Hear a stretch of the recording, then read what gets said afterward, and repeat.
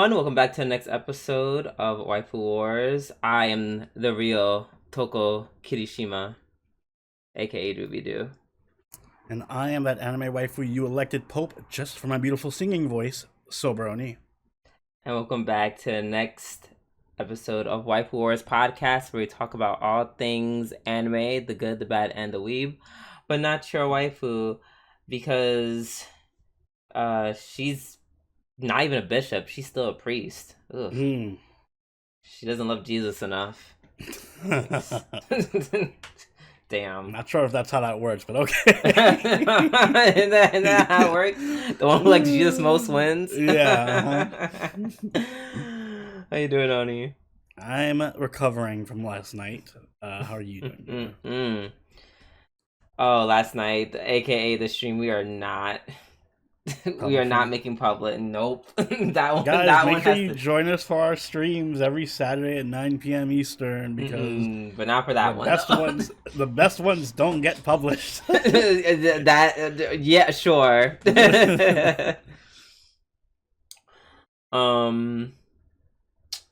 But yeah, this is my first day after vacation, finally back to work. Work was crazy. I love how everyone was like, oh my god, we have to get ready to sell these. Did you know that, like, my job is, like, I guess because it's a collab with Taco Bell. Mm-hmm. Like, the social media launch for this product is, like, insane. That's gross, by the way. I don't want to think of Taco Bell and ice cream collabing with each other. I mean, it's just a ice cream taco. That does not sound. You mean like those Choco Taco things? Yeah. Okay. You know, I don't know. Your job is weird. You guys put like ground beef on the fucking ice cream. You know what? That is fair. No, we don't. I think it's like some kind of like cinnamon ice cream. I'm trying not to give the specifics away and like not dox myself, but apparently it's just been everywhere. Like, I was literally talking to like a friend of mine, and he's like, "Oh yeah, I saw that on Instagram," and I was like, "Fuck." Because I knew means that's gonna just be more headache for me. But it wasn't, because it was sold out when I got to work. It's sold out already. Well, officially we were sold out. Unofficially, a bunch of people like mass ordered it through our online orders, because they're dickheads and they don't want to share. But then they didn't pick up the orders for whatever reason. So they were kind of just chilling where we have our online orders, and I kind of just like, I'm just gonna take one and try it. It was fine. Like, it was fine. It was not worth the price, but it was fine. I will say, and this is probably where I'm gonna lose you. This is where this is where my job's influence, or my shop's influence, comes in. So I guess because it's a collab with Taco Bell, they have like kind of like Taco Bell-esque dipping sauces, like even like in like the Taco Bell font and style. And one sauce is like a wild berry sauce. Like wild berry and cinnamon.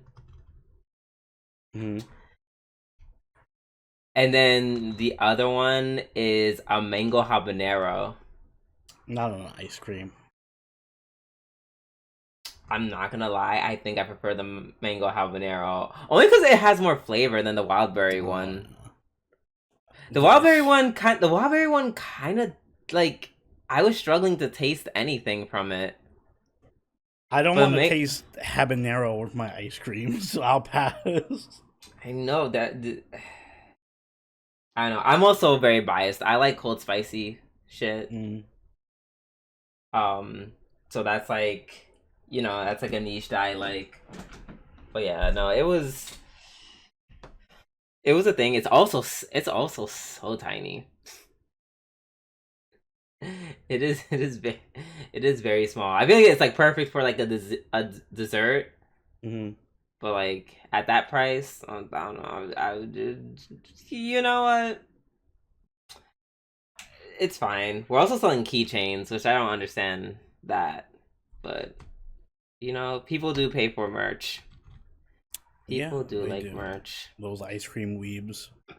Ice cream, no, yo, we actually have some like they're not Oh, they're I know. There's like ice cream snobs and stuff.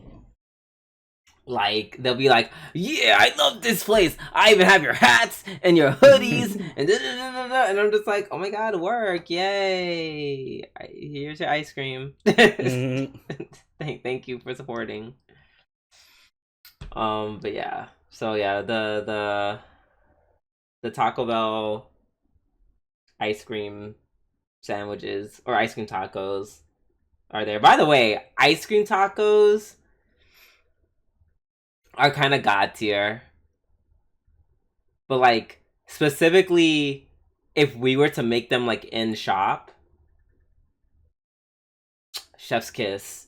Hmm. Cause like when we would literally like just fuck around like on days where it's slow, and people would like literally bend like a fresh waffle cone in the shape of a taco, and then we'd like just put ice cream in it. Oh my god, that shit was fire. Whatever, yeah. Like I said, this is a thing too, I guess. All right. All right, yes. So now that we got my ice cream woes out of the way, it is time to start the episode with our new segment this week in anime. Oni, you can go first if you'd be so kind. All right, and kind of a follow up from our last. I think we talked about it last time, but Mm-hmm. Demon Slayer has made even more money since we last talked about it. Yeah, yes, Demon finally, Slayer, this is not my news. I'm finally not picking Demon Slayer news for once. yay! So Demon Slayer Infinity Castle has actually topped Superman as the #1 comic book film of the year. Uh, Also topped Fantastic Four, Not a and huge Captain shock. America, Also not a huge Thunderbolts. shock. I mean, Slightly, that last these one are was that last one Marvel was movies, though.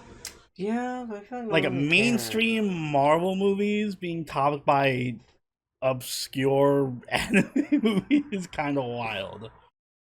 So Hey. First of all, I don't know if it was during the stream or during something else, but you were like, no, this isn't obscure. Anime's real popular, blah blah blah blah. And now here you yeah, are calling it but obscure. Pick not one. like Pick one. Pick it's one. obscure in the sense that like Pick it's one. not more popular than a fucking mainstream Marvel movie. Apparently it is. That's my point. It's that's Hmm. shocking. But Uh also, these are not like no shade. These just aren't like the best the Marvel most movies. nothing burger Marvel movie is still more popular than like 99.9% of every movie ever released. So I will count that as it doesn't matter if it doesn't matter if it's Iron Man or if it's first off, one of them is Captain America. But it doesn't matter if it's Iron Man or It's and some would argue first off, Fantastic Four and Superman are very high no profile. Superman. Superman, and I'm talking about things that were like relatively popular, like when they came out. Superman is the only one that I will agree with, like that as that being a legit shock to me. That is a legit shock to me that it Mhm. overtook Superman because Superman, like everyone and their mama was talking about Superman when it came out. I literally The heard crickets about Fantastic Four. I Yeah, but saw Captain America. Fantastic Four just in general is like one of the more popular Agreed, but like I'm characters. just saying, like the movie didn't get a lot of buzz. No Marvel movie gets a lot of buzz anymore because people tell you they're What? Marveled That's not out. true. The Captain America: Brave New World got more, and even Thunderbolts had more Oh, buzz I than. didn't hear it. Thunderbolts got a lot of buzz because apparently it's a good movie, but nobody cares about it. It's like the opposite issue. It's like, oh, this movie's actually really good, but no one gives a shit about the Thunderbolts. Whereas like Captain or Fantastic Four is like, oh my god, Fantastic Four is super popular, but no one gives a shit about the movie because it's like so generic. But yeah, um, I don't know. I'm as someone who's seen Captain America: Brave New World. I'm not surprised that it overtook it. Like that's not a huge surprise. It Just is me to me. personally. I have not seen an anime movie do this. Maybe well I didn't since see how much money it made. So it's made. As of October 5th, the film highest grossing comedy event surpassing Superman. Well, it surpassed Superman 615 million. I don't know if it tells me exactly how much it's made, but it's made at least 615 million, and it's the number 5 grossing film of 2025. okay, I was looking. Yeah, no, I was specifically looking for Captain America: Brave New World. Oh, it's That Demon one is Slayer's total box office 757 million. So Jesus. Yeah, yeah, compared to 3/4 of a billion. yeah. Meanwhile, Captain America: Brave New World was only 400 and well, I say only it was 415.1 million. Also, keep in mind the budget for because anime is expensive to make, and anime movies are very expensive, but not as expensive as a Marvel movie. Marvel movies or just high budget movies in general. So like Demon Slayer's budget, I just want to confirm it. Infinity Castle, but I think it was 20 million, but I just want to confirm. Yep, 20 million, and it made 757 million. I'm no math expert. Well, that's a pretty huge profit margin. Yeah, so I think Ufotable is rolling in money for the next little while. They literally made enough money to fund like 10 more Demon Slayer if they wanted to. But they I don't think there's enough source material for that. Yeah, unfortunately, I don't think we're gonna see that. They said they were gonna do a Mihoyo or whatever movie, the Fate movie. Doesn't look like that's gonna happen anytime soon. But at least we know they got the budget. Yeah. Anyway, I'm pointing all of this and why I brought up this news in the first place is I think what's gonna happen is we're gonna start seeing anime movies become more. I don't want to say mainstream, but definitely more prevalent in. Because when you think about anime movies, we do all these like limited runs. Like we'll see an anime movie, like the Dragon Maid movie is going to come out in theaters in America, but it's only going to be in limited theaters for like a week total, and that's usually how anime releases go. But I think this movie being so popular, like literally topping U.S. charts, is going to make it so that anime movies get actual full-length runs in mainstream movie theaters. Like you just walk into the fucking AMC on 42nd and just be like, I want to see this anime movie, and they're like, gotcha. Yeah, like they'll be like Boruto movies playing now for the next month and a half. Yeah, which is going to be very interesting to see how that further shifts people's perception of anime and makes anime more mainstream in the States. So very interesting development to keep on top of. Yes. It's the way. I agree with everything you were saying, but then I kind of just started. I was like looking at all the cast of Captain America: Brave New World, and I saw randomly one of the co-stars was dating Jessica Alba, and I was just like, wait a minute. I was like, wait, how? I'm like, this dude is mad young. How old is Jessica Alba? And you know, she's still pretty young too. I know this is very far tangent from anything you were saying. Yeah, thanks for hijacking my news with Captain America and Jessica Alba. I know. She's only 44. Get out of here. That is like she's only 11 years younger than me. Oh my god, work. Okay. Yes, that is the, as you were saying, the ramifications of such a successful box office hit can definitely change the scope of how anime movies operate within theaters. That's something I didn't really think about. So that's very, very interesting. Okay. I still need to watch Superman. Did you ever watch Superman? No, I haven't watched it, but I do want to watch it. Yeah, maybe Like random live watch of Superman? All right. On my side of the news, Kakao Entertainment rolls out free AI short form video tool for webtoon creators. Technology automatically selects key webtoon scenes and transforms them into short clips of around 40 seconds. So they have a new AI tool. I guess they can make little clips to what I'm assuming, which is the intention to further promote their stories. Let's see, what is it called? Kakao Entertainment launched Helix Shorts on April 22nd across all Kakao page users. Excuse me, but now, and with this tool, creators can directly generate and distribute their own videos. I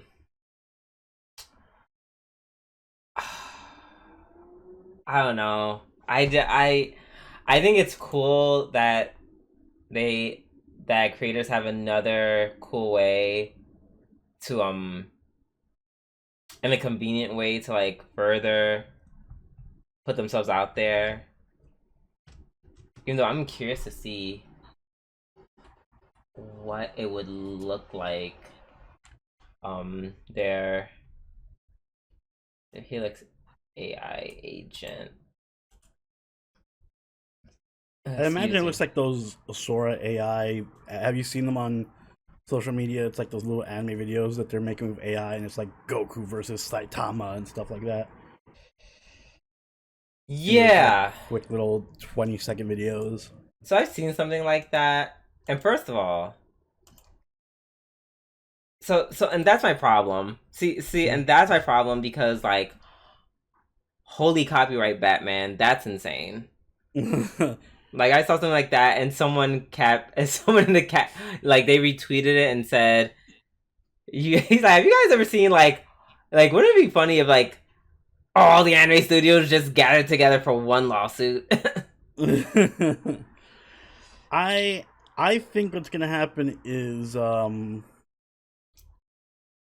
as long as you don't try to monetize it, it's just gonna be up there with fan art. Like it's gonna be basically the equivalent of just like if you had just made fan art of said thing.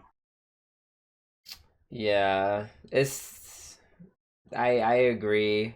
Um, I just I don't know. It's like I want to just be on board and love it, but it's AI, so it's like I can't. I can't. Oh, I want to love it, but I can't. Oh yeah. Uh, I struggle so much. I don't know. I just personally struggle with a concept of AI because it's like if we are going to kill the planet, I feel like we have to be picky and choosy in how we do it instead of literally making cute AI videos of like Goku versus Saitama, which I did see that video by the way. That was and it was kind of cool. But I'm just like, oh, I don't. Listen, we kill the planet for lesser things. Let me have my Goku versus Saitama. Oh, but girl, it's like the Earth was already kind of cooked, and it's just like, oh, I made it more. We're cooking it so much faster now. We're cooking it at an insane rate. Um, it's like it's kind of like, man, it's like every day I make the joke about thank God I'm gonna be dead by the time all this shit comes ahead. It's like I mean it more and more every second because like we're just finding so many ways to use AI because AI in itself is such a versatile tool, but it's like to the point where even I'm like, okay, there are some actual legit good uses of AI. Do I think this is one of them? Especially something that would be given to so many people to just make a 40-second clip. Like imagine if I don't know, like imagine if the AI processing power, we use that to make our own clips on Twitch. Mm. And given the amount of Twitch users we have, I'm just like, I'd argue this is a better use of AI than like. I'd rather people use AI in their personal, you know, space just for like memes and little self art projects, as opposed to like corporations using AI. You know what I mean? Like, mm, I mean, generally, I think AI needs to, and I think this is probably where we disagree. I think maybe not by this administration, but like an administration that makes like more sense. I would like way more regulation. Like, yeah, no, I don't disagree. I think there needs to be a lot of regulation with AI. Yeah, like 100%. Like, I'm like, yeah, AI is great for like to help assist with medical stuff. Not to be like AI doctors, which apparently that's like a thing that they're trying to do in China. Like that's crazy to me. Like, you see, that's where I'm just like, we've gone too far. Yeah, I'd say there needs to be regulations in that. I also say like if you create an AI video and you upload it to like social media or something, it needs to be clearly labeled as AI. Like a lot of that anime stuff, clips or whatever that I'm seeing, they all have like the AI watermark, like it says Sora AI on the top or whatever. That you need to have. Otherwise, people are just going to start using AI to be like, people are already gullible enough to believe random shit they see on social media. We don't need AI versions of doctored videos. But like, AI is getting to the point where people are getting fooled, and that's kind of like the problem. So I mean, it should have like AI videos need watermark. Like it needs to specifically label this is a fake video anytime you see an AI video. Did I tell you that there's like an AI artist that like I think is in talks of like getting like a $3 million deal? Oh yeah, I heard about that. You didn't tell me, but I heard about it. Yeah, and I'm just like, what? I don't even understand how that works. Like, who gets that money?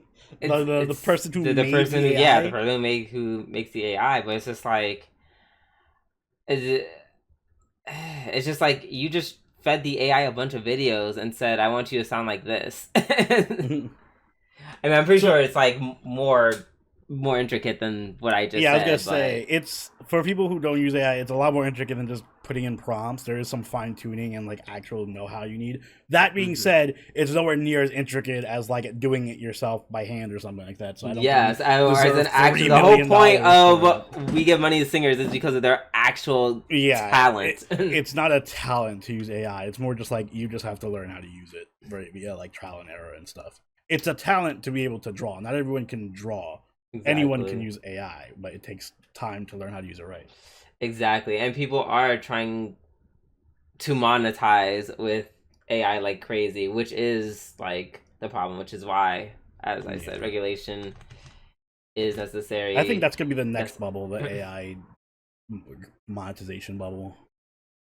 Yeah, and then so I'm just like programs like this to like make AI to do stuff like this. That's why I'm like a little hesitant, because I'm just like, without the regulation, it's like who's stopping someone from just using this to like chain up a bunch of webtoons that aren't yours and being like, oh, look at my cute little project. Look at this cute little project. And then, yes, it may not be yours, whatever, but, you know, say you're like some scumlord engagement. I'm trying not to be too mean. The people who's literally lives for engagement on Twitter, but it's like you're making a buck off of someone else's shit. Even though you're not doing it directly by claiming it's yours, it's like you are making AI content, and which is giving you the engagement, which is giving you money, and I don't know. I feel like that's very murky. Yeah, nice. I agree with that. So, yeah, just like stuff like this is just like giving me pause. I'm fine with stuff like that. Well, deep down, I'm not fine with stuff like this. But if stuff like this is going to exist, at the very least, like the regulation needs to come with it so that, you know, the content is protected. Agreed. Okay, well, now that we're done with our news, it's time for our weekly reviews, and we are going to do a nice little summer cleanup. I know the fall season started already. You'll have to forgive me. I was in Jamaica. I was on vacation mode. You know, could I have done the the preview video last week? Probably, most definitely. But yeah, I just want to be on vacation, so yeah, we'll have that video out at some point this week for sure. But in the meantime, we will wrap everything up, and we are going to start off with Kaiju number 8, season 2, episode 11. I had to do a double take because I was like, "This is the last episode." Same. I don't like how this ended. I feel it's giving. It's a. Oh, this is supposed to be the second core. It's gonna come soon, but like. Yeah, this is like a yeah. There's ways to do cliffhangers and be like, ooh, I can't wait. Like, I think Down to Down is a good example. I did a cliffhanger, but like it wrapped up the arc, and then it was like, oh, here's a cliffhanger to entice you for the next arc. I hate when animes end, even if there is gonna be a second core, on a cliffhanger mid arc, like right before a big fight or something. Like, bro, come on. I agree. It's too abrupt. It was like I also didn't know it was the last one because everyone was just like getting fucked up, and then towards the end, yeah, homeboy finally comes to rescue the people, and it's just like, ooh, is this the start of the next episode? Is he finally gonna like do some fighting? And then they're like, nope, we're done. And I'm like, what? Okay, last episode was just everyone getting fucked up. The end, kind of. Pretty much. I felt so bad for Hikaru. She really would, looking so cool. Her power suit synchronization so high, just to still get her ass just beat. Which kind of makes me like really like. I don't know. That's almost disappoints me because like, what was the point of the training arc? What was the point if you're just gonna get your ass beat like this? Unless she goes back and wins. Next episode, she's gonna come back and win. Like that's what but that's why again why I don't like these types of endings, because yeah, it's like false stakes in a sense. Because I know she's just gonna kick into Ultra Gear and come back and put up a fight. They're not gonna have her get her ass kicked and be like, oh, that was the end of it.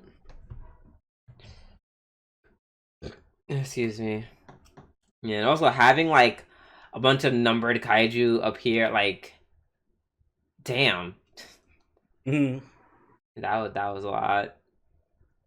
Also, kaiju number 9 just chilling up there in space. I was like, oh hell, god damn it, Kafka. You did the one thing you weren't supposed to do. Where it's like a book, or like it shows 2 books next to each other, and one is like a giant, like fucking 10,000 page book, and then the other one is just like a little pamphlet, like 20 pages, and it's like X if this happened, X because this didn't happen, or whatever. I feel like Kaiju number 8, if they had just killed Kaiju number 9 right away, or Kaiju number 6 right away at the beginning of the show when they had the chance to, it would be like a 5-episode long anime, the end, everyone lives happily ever after. But because they let this menace live, we have all this fucking plot progression now. Yeah, I mean that's how it works, right? Yeah, I guess. It's so funny that it comes down to like one singular fucking thing. And not even one thing, like 2 times they failed to kill him. It's like, damn. Like, where was fucking Mina with her crazy ass railgun to kill him the last time? Railgun from... She's like murking dudes from like across, like literally across cities.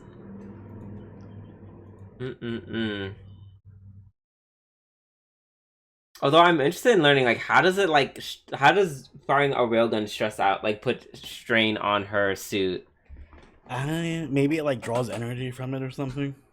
Oh, I guess, because I'm just like, girl, like, isn't the railgun just a railgun? I guess that would kind of make sense. Um, but the action was The action was good. It was the solid. action was good. Yeah, good action. Yeah, just not a huge fan how it ended. Um, all right, I think we are ready to. Rate it. It always Mm-hmm. feels weird rating a half a core, especially Same. when it ends this way.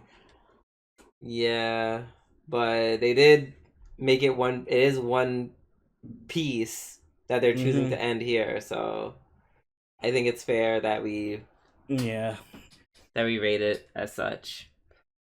Um, Do I mean to go first? sure, please. I think it was solid so far. Not enjoying it as much as the first season because I feel like this was much more of a build-up arc, and we had a lot more character like development and stuff, not as much action. Um, Not to say I don't like character development, but I feel like for a show like this, it really relies heavily on action and like set pieces and hype combat and stuff. And we didn't get much of that this season, except till the end. But then they blue balled us, which Mm-hmm. does leave a bad taste in my mouth. But I think I'm gonna give it an 8. I think it was solid action show.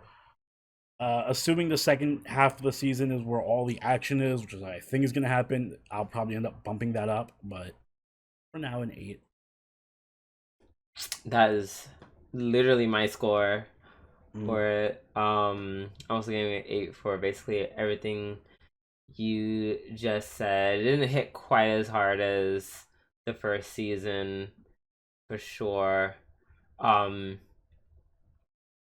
I don't know. I feel like this season felt a little more predictable for the Yeah, most for of sure. shonen. Like I just saw a lot of the things coming. Like not much plot twists happening. Like I guess the biggest plot twist is instead of number nine killing Shinamiya's dad, he ended up absorbing him instead. And then I guess somehow making up like a fucked up version of her, Mhm. but a kaiju version, which is yeah, that was kind of insane. Everything else, eh. It's Yeah, I like, oh get my you. god, the main characters, they're all getting their super suits. Where is my super suit? um, and yeah, that was pretty predictable, and I would have loved to see Kaiju number 8 do some more fighting. I feel like he really didn't do any fighting this No, he season. didn't. I think like, literally maybe like what the one fight. Yeah, I think just one fight.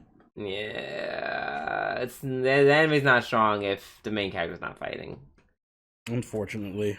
Yeah, so hope that season or that the second core is better. All right, let's move on to the summer Hikaru died, episode 12. I feel like this is another show. I feel like I got blue balled. That is fair. I feel like though, if this was more definitely like we're definitely giving you guys a season 2. Oh yeah, there has to be a season 2 for. Did it get Yeah. confirmed yet? I didn't see anything about it. I'm not sure. Let me do a quick Google check. Goodbye, Jessica Alba. Sorry, we have a show to run. Who died? Season 2. Oh, it's been confirmed It's for a been second confirmed. season. Okay, all right. So I feel a little better. Yes, yep. Um, I will say the imagery in this episode was so fucking good. Mhm. It was so good. I might, I might go as far as split this with my episode of the week. on the strength of the imagery, because it does something I really love Mm. in anime, and it does like the whole realism thing, which I know this I think sure the show's done before, but like, the whole scene where they're just like just on the train having that last day together, and you just see like real life footage in the background of like, I guess like a train travel of what like the outside would look like. Mm-hmm. Oh my god, I love shit like that. And it doesn't always look good. It doesn't always look good when shows do it, but in this case, I think it was really, yeah. It just hit my sweet spot for real. Um, excuse me, and it really set the mood of the whole scene. They this last episode built the intimacy between quote unquote Hikaru and Yoshiki so well. Um, I almost got triggered by when the cat walked by and then it showed the cat's furry balls. I I didn't even almost got notice. triggered. I almost got triggered, but I held back. I said, I'm safe. I'm Mm. safe. This is not Made in Made in Abyss. Abyss. I am safe here. They will not be doing any weird shit with animals or their genitalia Mm. or with children, kind of.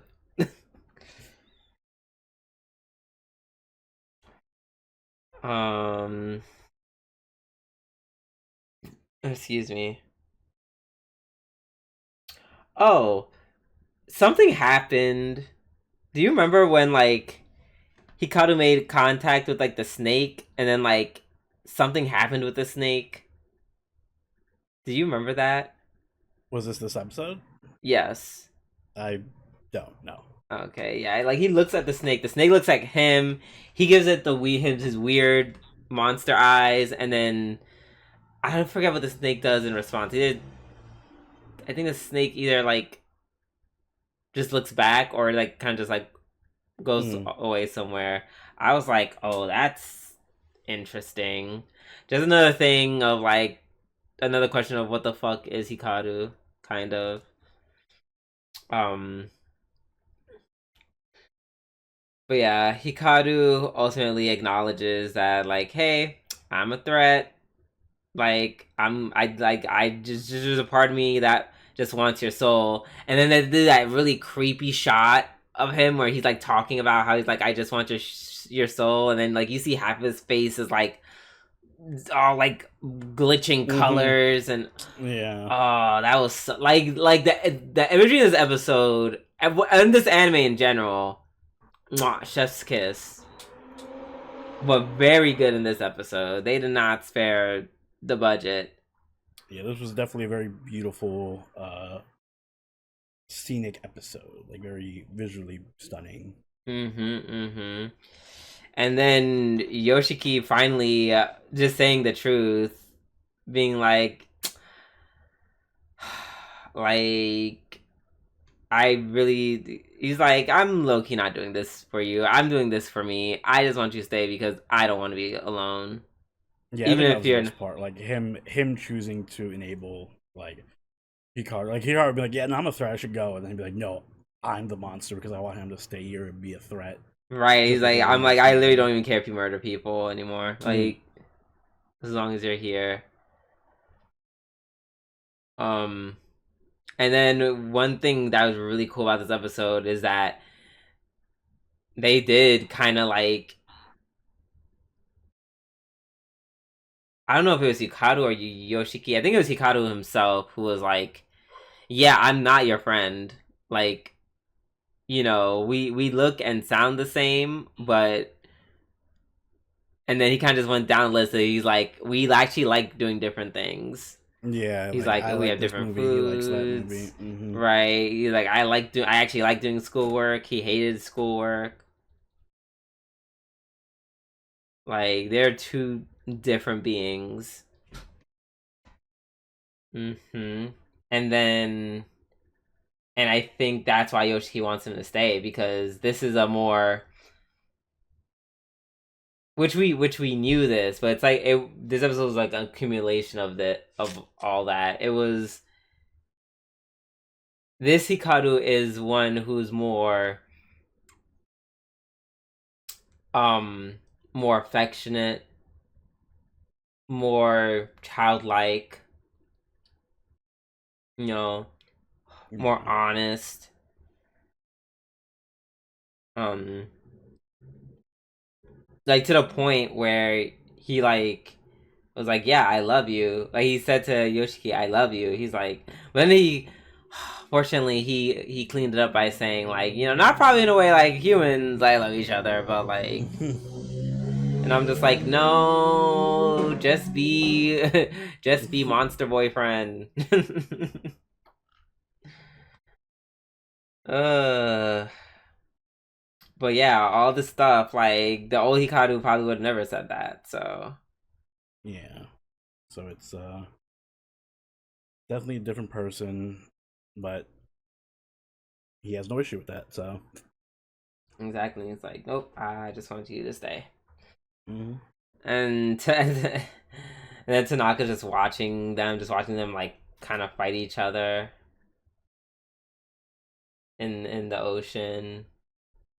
Yeah, he just shows up randomly, like, oh yeah, hey guys, I'm here too. Yeah, and then like toward the literal end of the episode, he just walks and he's just like, "Sup." Mm-hmm.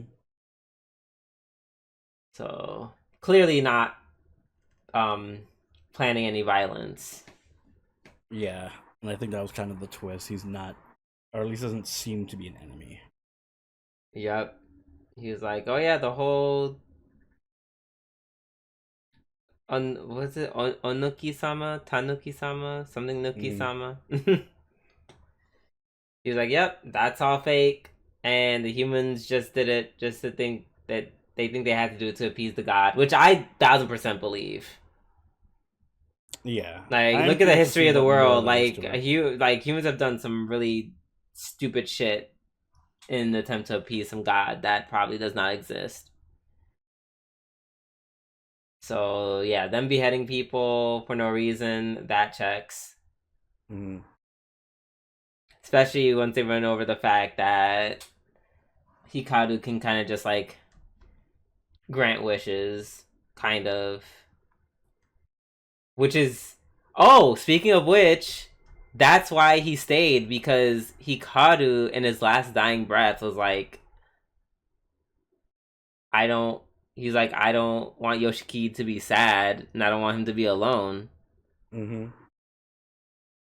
So Hikaru's dying wish gave birth to this Hikaru, who literally was just like, yeah, it's in his nature to not want to be away from Yoshiki. So, in a weird fucked up way, even though Hikaru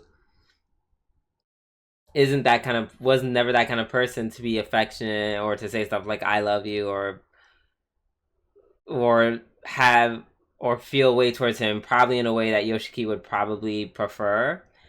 Mm. He still had a great love for his friend, because like to have that thought be like a final thought before Yeah, you die, that speaks,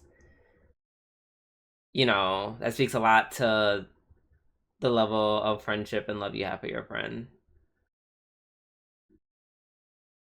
agreed. Fuck. So, how did you feel about the show overall? What's your score? Oh man, this I think. Oh, I'm torn. I'm really torn.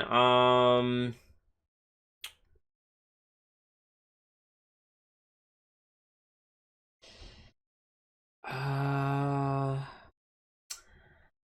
oh, I'm gonna give it an 8.5. I really want to give it a Ooh, 9.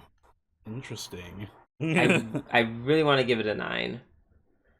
Um,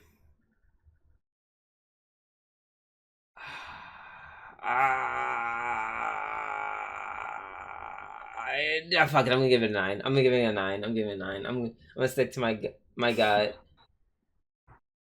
I'm giving it a 9 because I just think in terms of like this is a horror and mystery anime to at its core. We still don't know the whole mystery. and like I said, the art of it all. Like there are a few times in the show where I just got like I got like a tiny little jump scare here or there where I was like, oh fuck. Like I felt that pit in my stomach.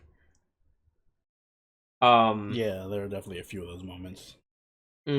And then some of the scenes are just like really gruesome. It's like Dan to Dan, but not funny. It's like Dan to Dan, but very not funny. And like, oh no, the ghosts are gonna kill you, but like not in a fun way. Like just like Yoshiki, not Yoshiki, Hikaru. Whenever he turned into like the glob monster, like literally the first episode, where he's like literally about to like just envelop him. This monster about to just envelop him whole, like just insane. Um, the characters are, you know, pretty decent. As you know, some are better than others. Some are a little more surprising. Some, like oh, what's her name? The old lady, the medium, whose name I always forget. Um, Kurebayashi. Yeah, she was super surprising. Um, there were just like there are a lot of balls being juggled in the air, but it never felt too busy. I think the pacing of the show was pretty decent. Um, I think this show is like almost considering compared to other anime, it's a master class on like handling the subject of grief. Because that's like all that happens in this anime. People are grieving, and it's not just Yoshiki grieving for Hikaru, while also having this fake Hikaru as his friend, but it's also his dad grieving for Hikaru's dad, Kurebayashi grieving her son, and just the ways they had to like handle it or didn't handle it. Like they touched on a lot of things. They talked about on Yoshiki clearly being gay, but like not in a very like the PSA on homosexuality. You know, like they do it in a way that I always like, where it's just like, yes, the gay people, yes, it's a problem. It's why Yoshiki doesn't really like the village like that. Like, I don't know. Like I said, there's just a lot going on in this anime, but in but it just feels slow enough that it never felt like too much. Um, maybe a critique I would have, maybe sometimes it felt a little slow, but like I get that's almost like the territory with horror mystery.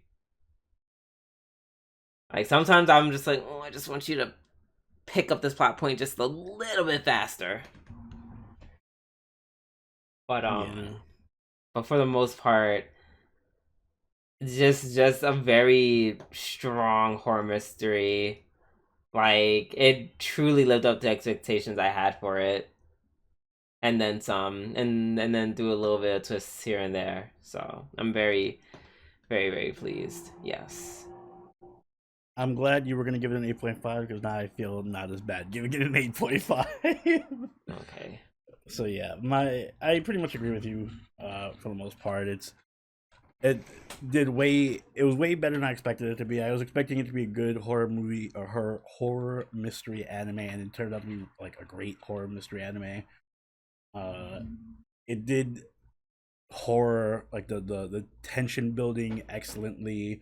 A lot of those jump scare moments were actually genuinely pretty creepy. I think of the monster in the restaurant that was chasing them. That shit was fucking crazy scary.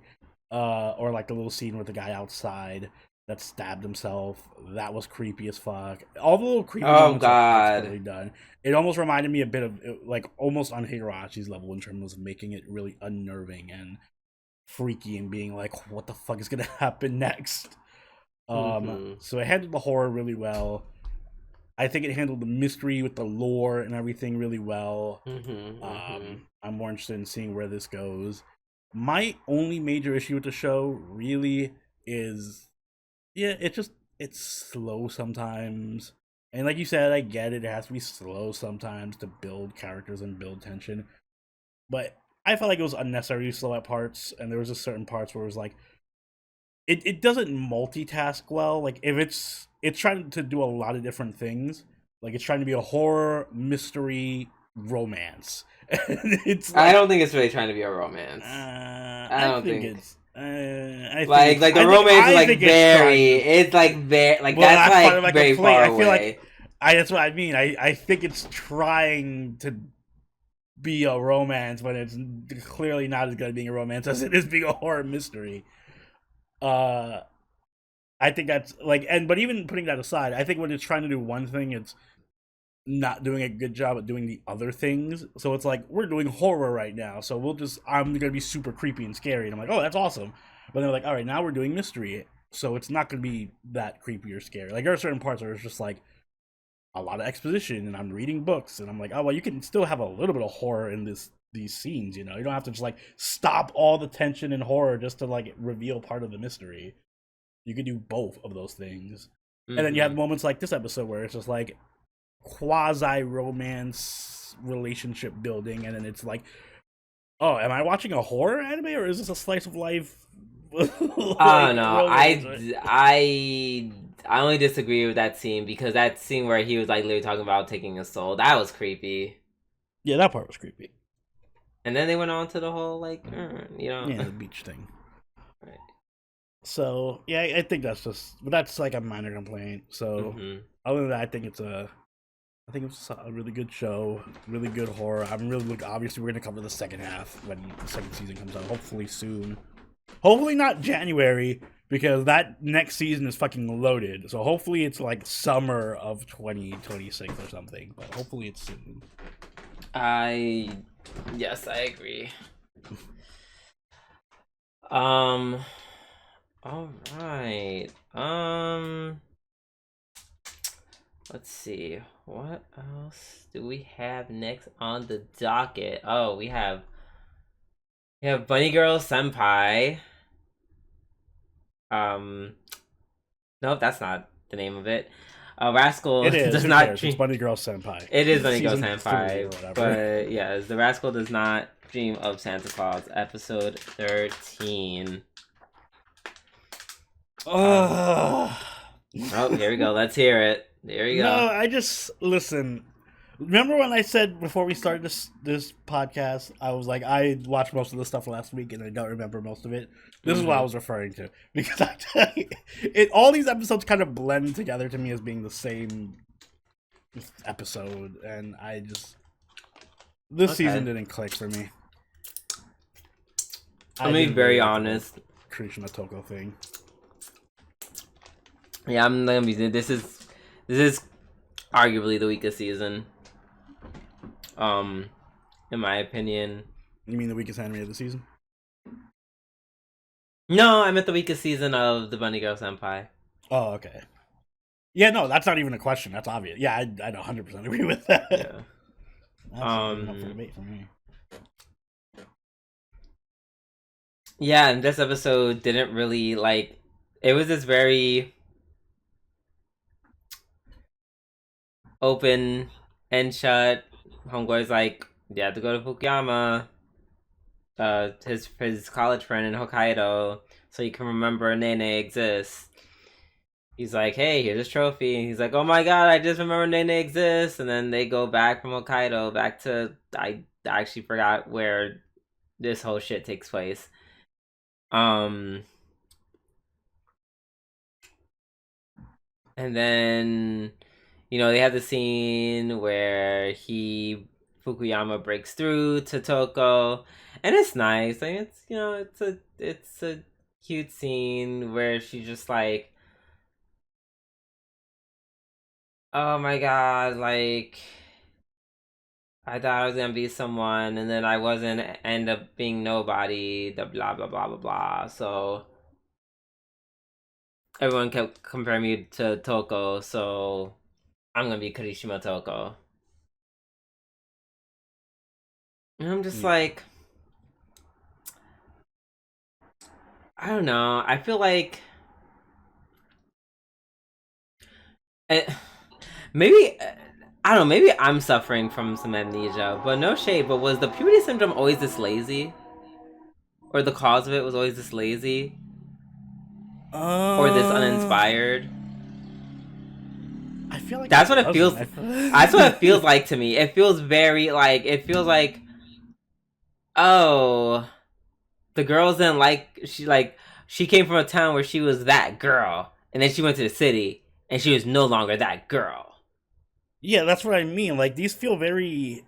I feel like, all right, so here's my main issue. I feel like maybe my expectations were wrong, because when they moved it up to college, I'm like, all right, I'm expecting some college level, like, maturity. Like, I want the stakes to be raised to that of college level shit, and we kind of had that in the first arc with Zuki. Yes, that was the only one that I liked. That was the only one, yeah, and that's by far and away the best arc, and the rest of them have just been things like, I was a cool girl in my other school, and I'm not so cool, and there's another girl who's more popular than me. I'm like, oh my god, this is high school shit. This is like freshman high school shit. Or like, I need a guy, like this guy, but he didn't confess to me, and he fucking confessed to the other girl. And I'm like, oh my god. So, I was expecting some more like mature stuff. Like, yeah, like what's my place in life? I need to make a career decision. Do I want to stick with my band, or do I want to go solo? That's an important choice to make in your life that can define like your career aspects, and that's like something you would be thinking about in college. That's really appropriate. Unpopular opinion. I think while I did not like Akagi's arc, I did like the reason of her puberty syndrome though. So I'm just like, okay, this again? Hers was because she felt like she just had to help because she had like deep regret from when when Sakuta was talking about puberty syndrome at first. I'm like, okay, that, even though I feel like it wasn't the best executed arc, I feel like that's still like a good puberty syndrome. That was a good puberty syndrome. I just think the arc itself was weak. Yeah, and the girl herself was weak. Yes, I agree. And that's the other thing. I wasn't a fan of all the new characters. Most of them were just meh. Well, I liked Himeji. I didn't. Did I care for her? I was gonna say Himeji is the best of the new introduction characters, but I didn't really like. She was just alright. Wait, no, you can't say that. She's not even the best. She's definitely not the best.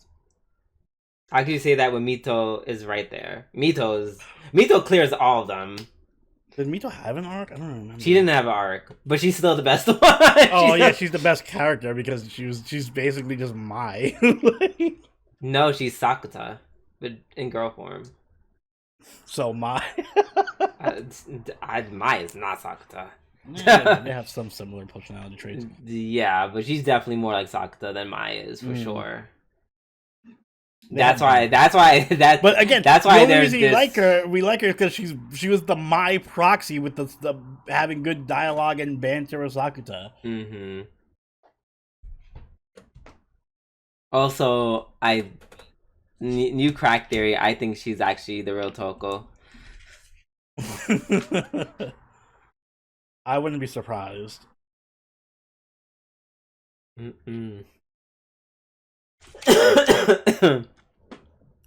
um, I appreciate that they didn't go the whole Toko's gonna kill my route like we thought Mm-hmm. was gonna happen. In all reality, the accident was gonna happen because people couldn't see any of the Santa people, so they were all like trying to get up front and feeling like squished, not Mm-hmm. realizing there are other people around them, which started like a whole stampede. Which I'm like, okay, that actually makes sense. Mm-hmm. I'll buy that. Also, if this was real life, Sakuto could potentially be dead. Yeah, he would be. Like the whole when he fell and she caught him, I'm like, yes, you stopped him from. Well, first of all, that wouldn't stop him from still having a concussion. He'd still be probably concussed, and that's like best case scenario if it's just a concussion. Like in real life, it'd be like it's giving brain swelling, it's giving brain damage, it's giving CTC. Like, Mm-hmm. but it's okay. It's okay, I guess. It's anime. TM. All right. Am I gonna rate this first? Yeah. I believe it's your turn.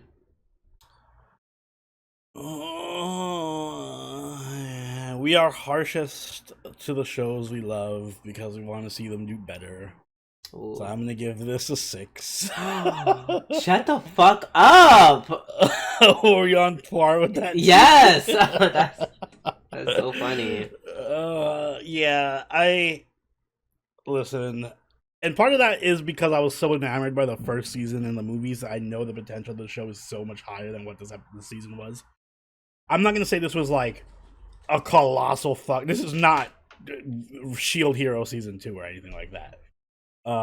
But I do think it was just a very subdued, almost filler-esque kind of meh. To me, this is the floor. This is like the absolute floor of this series. This is what happens when you have uninteresting characters and, you know, bad arcs, and the main characters aren't really there for most of it. So at its worst, the show is a 6 because it's so hard carried by excellent dialogue and themes and all of that.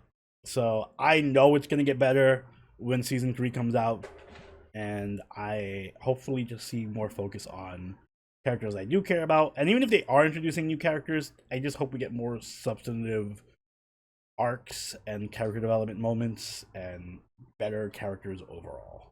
And that was my main issue.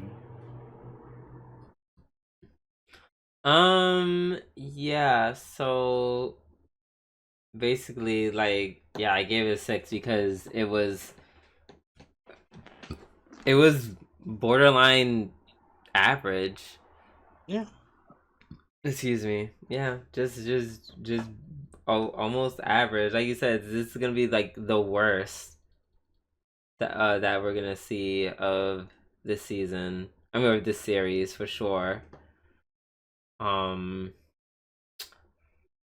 Oh gosh, I feel like I had something in my head I wanted to say. Oh, actually, what would have been amazing with this setting and this premise, especially for this season, Mm-hmm. like if they took like the unnecessary, obnoxious, over over the over complexities of like Oregairu and put in this season. Mwah, I think that would have been I think that would have been amazing. That would have been interesting, yeah. I think that could have been really good, especially with the concept of fucking cause I mean that was the problem with Oregairu. Everyone was having existential extent I'm saying the word wrong. Existential. Existential crises, but like they were having ones that like full grown adults were having or should have at the age of 13, so it didn't translate well. They could have gone full Oigairu and Mai doesn't win. he dumps Mai for her sister. That's not The true. end. Oregairu, you end up with the person, with the main person. Yeah, the person had no romantic chemistry. Scream. Well, um, mm-mm-mm. Yeah, but something like a show like that show's influence would have done so great for this college setting. I don't know what it is when people who write anime, when it comes to college show, they just fuck it on up. Or or the guy's case is like, oh, this is clearly like a college setting anime, but we're gonna apply it to high school. My theory is that a lot of college life in Japan is not the same as college life here. So you have like for a lot of people in Japan, college is just an extension of high school, I think. And then for the ones who aren't, that's where you get shit like Grand Blue, and it's all just like party. Yes, because I'm thinking about Grand Blue, the college anime done exceptionally well. Mm-hmm. But it's hard to find a college anime like that's a romance that's serious and not just like a rom-com or pure comedy. That's true. That is true. Well, looking forward to the next movie? Yeah, hopefully. Right, the next movie is gonna be the last, or was the next two movies are gonna be the last one? I forgot how. Forget. Yeah, me too. I'm sure Savior will be typing as we speak Mm-hmm. to let us know. All right. Up next we have, excuse me, The Seventh Prince, season 2, episode 12. And this ended as expected, I'd say. Basically, well, with one twist. The Ezra being Pope, it was so fucking insane. I was like, ain't no fucking way you're asking this bitch to be a Pope because she can sing. That's fucking crazy. And then they gave Lloyd so awesome. and then they gave Lloyd some special religious seat, which he doesn't need at all. Nor does he deserve. Like I assume you should be Pope by your studies, not because you can sing or you're like really strong. Imagine Taylor Swift became Pope. Why would she become Pope? I don't know. Good question. I was like, we're talking about people who can sing. I'm not saying Taylor Swift can't sing. I'm just saying there's like 100 people who can sing better than her. She's giving low archdiocese bishop. Okay. She was giving none. None in the convent. None in the choir is what she's. We have a role for the people who can sing well in church. They're called choir singers, not popes. Right. She literally knows nothing about the fucking intricacies of the theology. She just sings like Escher straight said, I mostly joined the church just to sing. Mm-hmm. Like, I mean, granted, it was like she's like, I'm not trying to be like I'm not trying to become the next Kirk Franklin per se, or the next like Winan sisters. I don't know. I'm bringing up a bunch of gospel people that you probably don't know, but. My point is that she was like, oh well, I like making people happy with my singing, and the church let me sing, so yeah. And I'm just like, and there's nothing wrong with that, but that I don't know, someone with that kind of motivation shouldn't be Pope. Just saying. Yeah, she can't really do anything else that a Pope needs to do. Also, the religious people in the society, they're so fucking miserable. All they did this episode was just like wail and gnash their teeth and just be sad. They're just like, oh, I couldn't save him. Oh my god! And then the other guy smoking a cigarette. Ugh, it was all my fault. God, there is no God here. Oh, he said something about like, oh, it always, wherever I am, it's always raining. God never smiles on me, and I'm like, Jesus fucking Christ, relax, people, Jesus.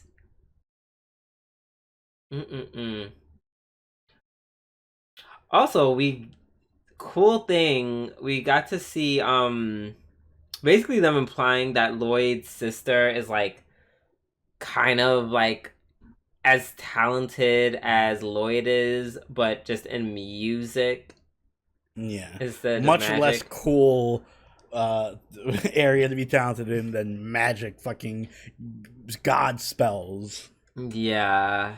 I don't know. Like it was kind of cool the episode when I don't know, I heard something about like she can like recreate the frequency of his magic using music. I'm like, okay, that's kind of fucking cool. Doesn't make her like probably doesn't make her strong or anything, or maybe it does. We don't know. That's kind of cool.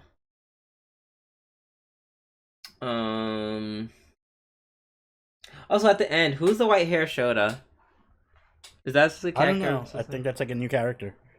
Okay, because he was like, because he saw the show. First of all, Shotacons, like I said, they're up 1,000%. Yeah, this is definitely the Shota show. Because it's like, oh my god, a white hair Shota. And then Lloyd with his Shota looking ass, looking back at him with like this that weird, mysterious smile of his. I'm just like, the fuck is going on?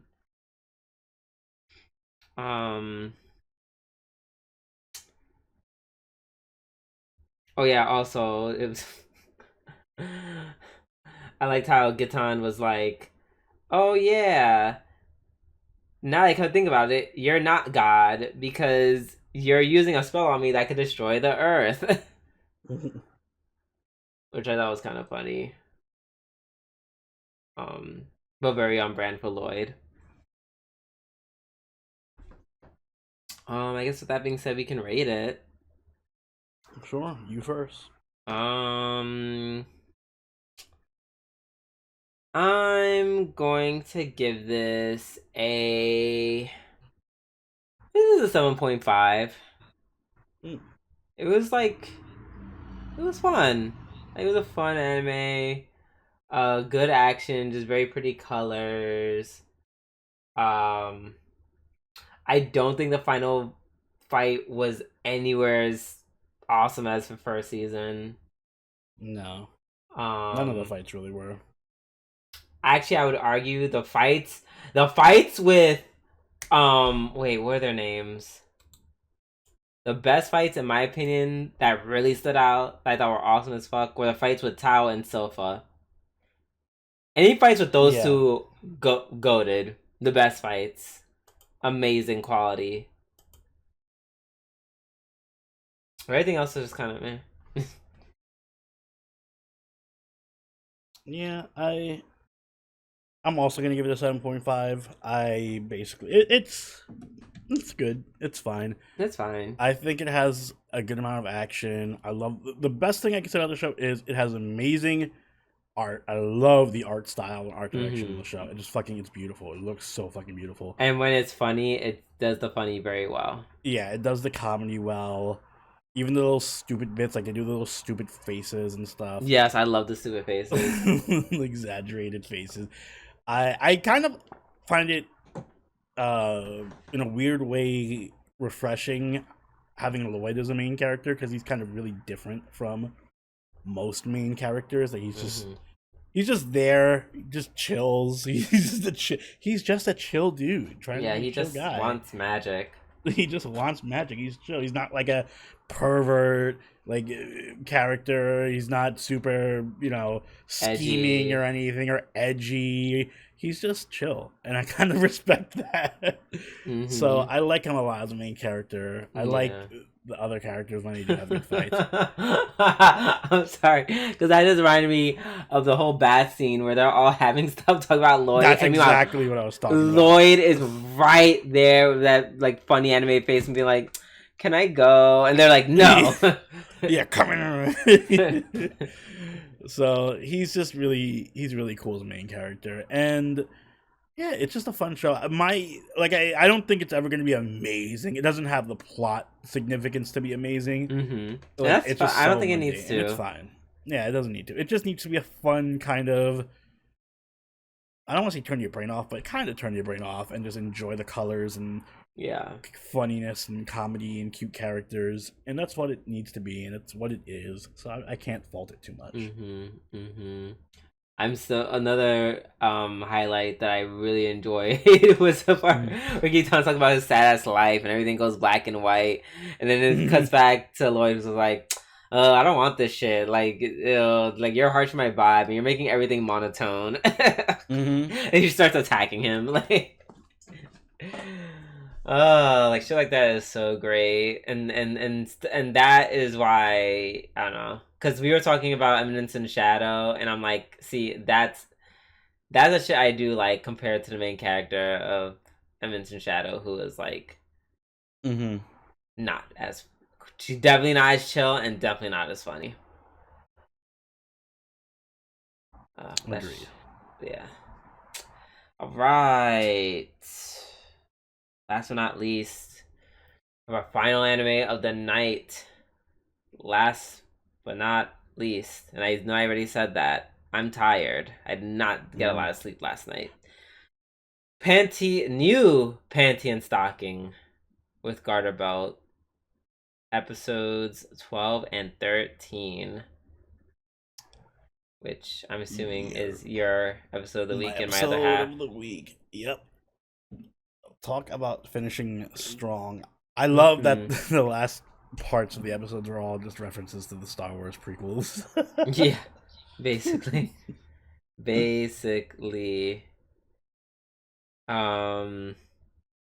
I just want to say the dubs for this, the not the dubs, the English subtitles, so fucking funny. Holy shit! I don't even care that you guys aren't saying the one from translations. These translations are much more funny. Like the one line where they said "Get in, loser, we're going to heaven." Like it's so stupid. Yeah, it's so dumb. Well, first off, I want to talk about the non-plot driven episode, which was the Christmas episode, a random Christmas episode. Oh yeah. I thought that was cute. That was a cute little. That was cute. I ending episode. Yeah, like Knee Socks is like my favorite. So yeah, Knee Socks is great. And we got a little. This whole Christmas thing was stupid. Of making fun of all the random Christmas movies, like they were all stuck in Home Alone and the Gremlins and all that shit. And then of course we moved on to the main plot, with them going back to heaven. We finally get to see Panty and Stocking's parents, which were very uniquely designed characters. Yes, which I loved, but also explains literally everything. Yeah, yeah, they're just swingers that are constantly caught in scandals. Yep, and they are they're not nihilists. They're hedonists. Yeah, they're to just their like core. party every day. We just do our thing. We don't take anything seriously. Yes, which explains why their children are the exact same way. And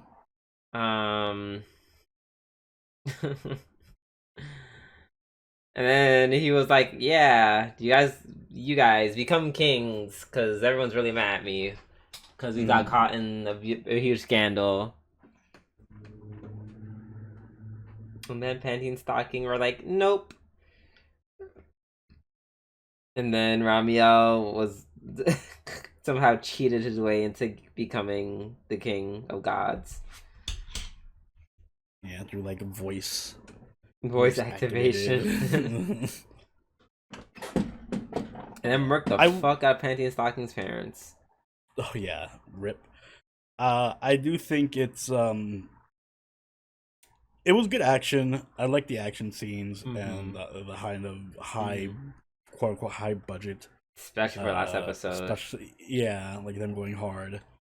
I like the little Gunsmith bitch had a lot of screen time these episodes, which was nice. Yes, I'm glad that she's a recurring yes. part of the Love crew now. love me some Gunsmith bitch. There were a few really good lines and moments, like Gardner getting sent to hell after he dies is hilarious. Yes. When they all team up again and they're doing their final fight, and they do their little family monologue, and then Penny's like, "Oh, what she say? The F in family stands for, or no, the F in fuck stands for family." Yeah. That was really cute. And it was just this was the most panty and stocking episode to be a panty and stocking episode. It ended in a very insane, over the top way, and it called back to the first season in that the ending was completely random, out of nowhere, and sets up a whole other season. Yep. Yep. And I like that they did a callback. Well, I guess the reason why, I don't know, I appreciate that there was a reason why they called it New Panty and Stocking. And they literally explained it in this episode. Because I always was like, why didn't you call it Panty and Stocking Season 2? But there was an actual reason for that. And that's because the whole, they're both essentially born anew. Yeah, they're like not heaven angels anymore. They're like a new being. Yep. So I'm just gonna ask, that whole after credits bit, is that the setup for? Because this was confirmed for another season, by the way, by Amazon. So we're getting a season 2 of New Penny and Stocking. So are we just gonna follow the kids? Which is, yeah, I guess so. That's crazy. We're gonna follow Geek Boy and Panty's kids. I can't believe. First of all, I'm not gonna lie. I thought she was gonna turn him down. Yeah, it was one twist after another. Right. The first twist of her accepting it, and the second twist of them getting brought down to hell. And now them having kids, but also, I don't know why Stocking is the priest now. Yeah, Stocking is the priest. Also, they got brought down to heaven after, immediately after the confession. So so what happened between hell and then because then they came back up and proceeded to have a whole life, and then they disappeared. Also, one of their kids is a demon, so I'm right. Kind of. They and isn't one of them named Bastard? Isn't it Junior and Bastard or something? Oh right, it is Junior and Bastard. So yeah, I guess they're half siblings. Is one of those Nisox's kid? Girl. I'm like, the likelihood is that Panty is out here spreading it for the demons. For a demon? Oh. Yeah, why do you think Geek Boy fucked fucking knee socks? Right, girl, are you crazy? Be funnier. No, yes. not fucking Geek Boy and knee socks. Yes, it's my headcanon now. No, I hope it never comes to or maybe listen, truth. They probably do something. If their parents were swingers or Panty and Stocking parents, maybe she got that freak in her and she's like 3-way with the demons. One of them got pregnant or something. Stop putting Nisock in it. It doesn't have to be Nisock. It can be Scanty. I'll take Scanty. I don't care about Scanty like that. I'm sure. Damn. I don't know why you want. I don't know why you want Geek Boy. I don't know why you want Geek Boy. Because I want him to catch a. I want him to catch a W. All right. The W was Panty. Like he gets another W. No, he already got the best W, which is Panty, and Panty. I wouldn't even call that a W, but for Geek Boy, that is the W. So, yeah. Looking forward to season 3. I guess we're going to rate it. Oni. I'm going to give it a 9. I'm surprised it lived up to my expectations. It's rare that a show goes on like a decade-long hiatus, comes back and lives up to the high expectations, but I think this one pulled it off. I think this is as good, if not better, than the original series. Like, it's so fucking creative the way it does so many. Like, people are gonna look at it and just be like, "Oh, it's just a bunch of sex jokes," and true, it is a bunch of sex jokes. Mm-hmm. But there's so much more to it, and the references, the creativity with the animation and the art style. You can tell that the team doing it really loves it. It's just such a creative, funny, unique show that no other show really comes close to mimicking. And the characters are iconic. I think Panty and Stocking themselves are just like iconic characters. Love the Demon Sisters. Mm-hmm. Great addition. Yeah, very great addition. Mm-hmm. There are obviously some. I like the Angel Brothers. Oh, the Angel Brothers are great too. Yeah, I hope we get more of them. There are some misses here and there. Like, there are some episodes that just flat out miss and are just like, ugh, what is this? But for every miss, there's usually like one or two hits, so it balances out, and the hits really hit. So yeah, I think this is great. 9. Yeah, I'm gonna give it a 9 as well for everything that you mentioned. Also, even though the art is really fucking weird, it's also like really good. Yeah.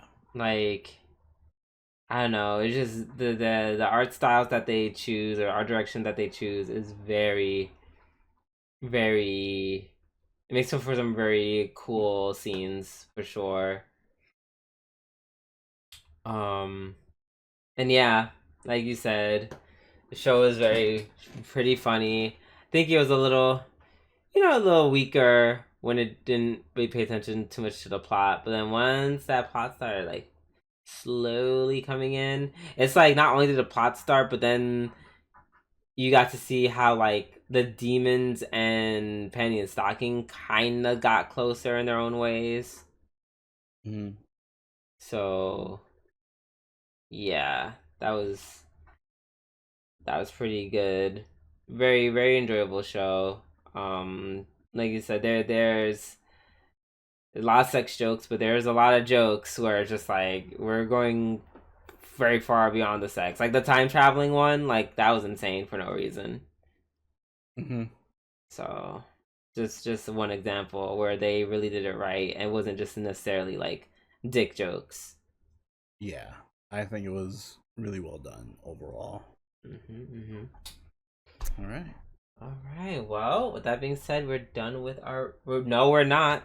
I lied. You want to just save it for next week? It's so late. We've been going on for almost an hour and a half. I mean, we can. I'm not against it. Everyone listening. Oh, it's Oni's reason you're being cucked right now. Yeah, sorry guys. I'm cucking you out of Spy Family. All right, then we'll talk about it next week. Well, you'll wait with bated breath for next week, chat. Or bated breath. So, I guess as I was saying, we are done with the weekly reviews, which means we are done with our show. So, Oni, please take us away. Guys, if you enjoyed this week's episode of the Waifu Wars podcast, make sure you like button and subscribe to catch every episode as it comes out each week. If you haven't already, do follow us on Twitter, follow us on Twitch, and join the party in our Discord, all linked in the description down below. If you'd like, you can even become a channel member or patron and join us for our weekly live watches, where this season we're going to be watching Spy Family and One Punch Man with our patrons and channel members. So if that sounds interesting to you, you know what to do. And Drew, do you have anything you'd like to add?